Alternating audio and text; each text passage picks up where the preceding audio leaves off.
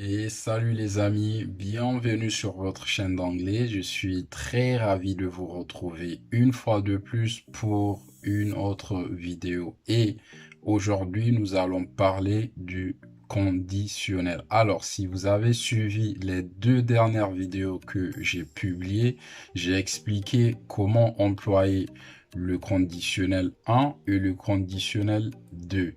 Et dans cette vidéo, nous allons voir comment employer la troisième forme du conditionnel, c'est-à-dire le conditionnel 3, et quelles sont les situations de communication dans lesquelles on peut utiliser cette forme. Autrement dit, quelles sont les idées qu'on peut exprimer en ayant recours au conditionnel 3.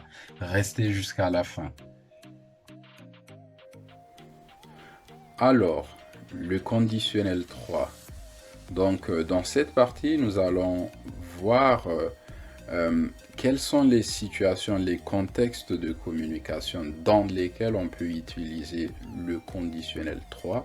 Et ensuite, on verra à travers les exemples qu'on va donner comment se construit la phrase du conditionnel 3. Autrement dit, quelle est sa structure grammaticale.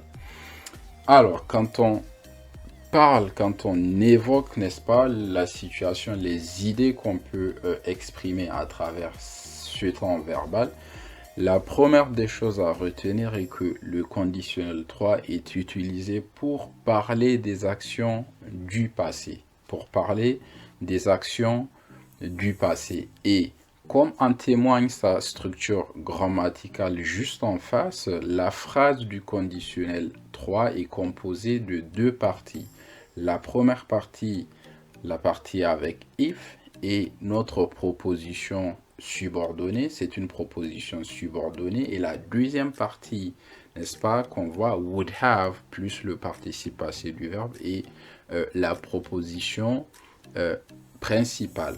Alors, dans la première proposition, c'est-à-dire la proposition subordonnée, on a une condition. La première proposition, la proposition subordonnée ou la proposition avec if, est celle qui énonce une condition. Et dans la deuxième partie, on a le résultat de cette condition. Donc, on a deux aspects au sein de la phrase. Une condition et son ou ses résultats. La question qu'on va se poser, mais de quoi est composée cette condition ou comment trouve-t-on ces conditions ou disons cette condition. Alors cette condition n'est rien d'autre que une action ou un événement du passé. On imagine une action ou un événement dans le passé. Mais dans la plupart des cas, c'est le contraire d'une activité, disons d'un événement ou d'une action qui s'est produite dans le passé.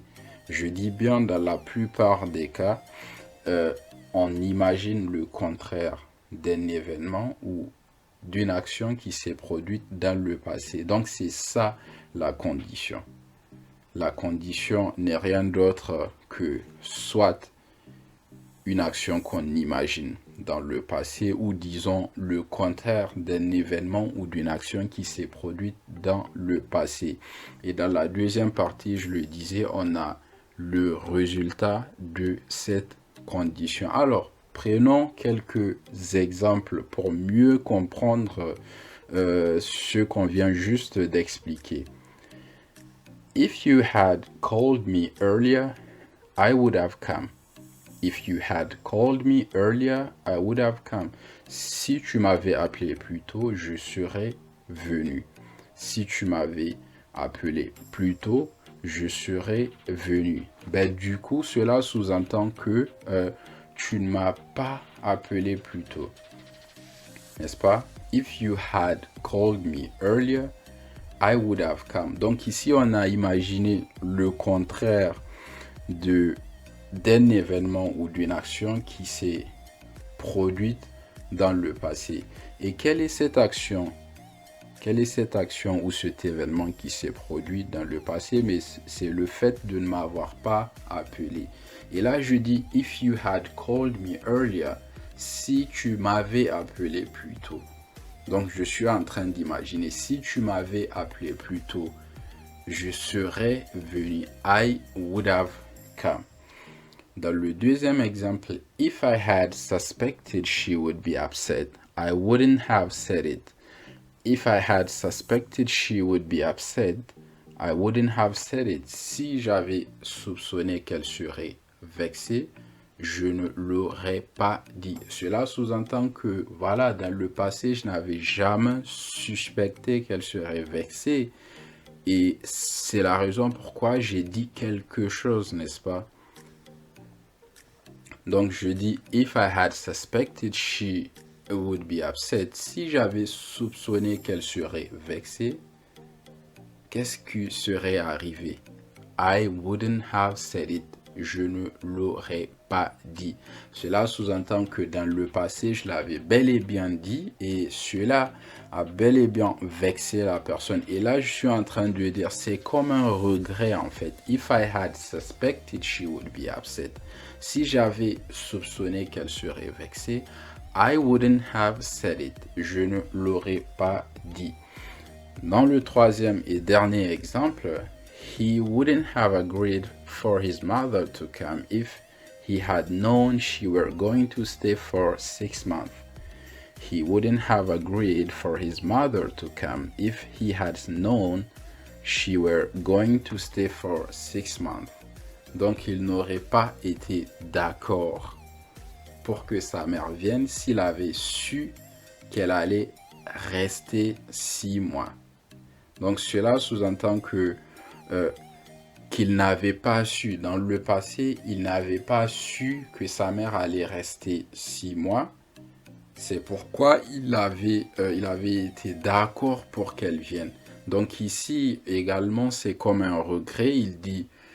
On dit, he wouldn't have agreed for his mother to come. Il n'aurait pas été d'accord que sa mère, n'est-ce pas, vienne. If he had known she were going to stay for 6 months, n'est-ce pas, s'il avait su qu'elle allait rester 6 mois. Alors, ici, avant d'en finir avec cette partie, revenons un peu sur la structure grammaticale. Dans la proposition avec if, qui est celle qui énonce notre condition, je le disais, vous allez voir, on a if et le verbe qui vient est mis au past perfect. Le verbe est conjugué au past perfect. Dans la première phrase, on a le verbe appeler, to call, qui est un verbe régulier. Du coup, il prend ED à la fin. Et on a had, n'est-ce pas, had, suivi du participe passé. If you had called me earlier. Donc, on a bel et bien notre past perfect. Et dans la deuxième partie de la phrase, would have, suivi du participe passé, on a would have et le verbe to come qui est bel et bien dans sa forme du participe passé, come. I would have come. Deuxième exemple, if I had suspected she would be upset. If I had suspected she would be upset. Donc on a notre past perfect, had suivi du participe passé du verbe to suspect, qui est aussi un verbe régulier qui prend ED à la fin. If I had suspected she would be upset, I wouldn't have said it. Je ne l'aurais pas dit. Et dans le troisième exemple, où on a inversé le sens des deux propositions, n'est-ce pas, on a he wouldn't have agreed for his mother to come if he had known she were going to stay for 6 months. Donc, on a commencé par la proposition principale. He wouldn't have agreed. On a notre would have dans la forme négative, donc qui devient wouldn't have, suivi du participe passé. To agree, n'est-ce pas, to agree. Participe passé agreed. He wouldn't have agreed for his mother to come if he had known she were going to stay for 6 months.